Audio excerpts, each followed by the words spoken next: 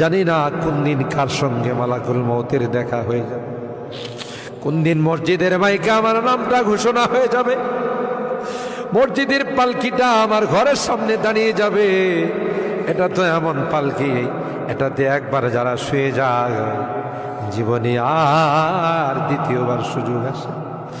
দুনিয়ার মানুষ নিষ্ঠুরের মতো আমাকে গোসল করাবে, আতর গোলাপ দিয়ে সাজাবে,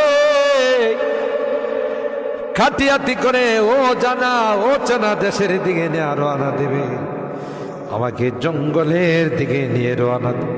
আমি চলে যাব, আর কোনো দিন আসবো না। আল্লাহ ওই মুহূর্তটা আসার পূর্বে নেককার বানাই দিও আল্লাহ, পরহেজগার বানাই দিও, কলমাওয়ালা বানায়া দুনিয়া থেকে নিও আল্লাহ। আমি যদিও গুনাহগার, মুসাফিরের দোয়া নাকি তোমার কাছে কবুল।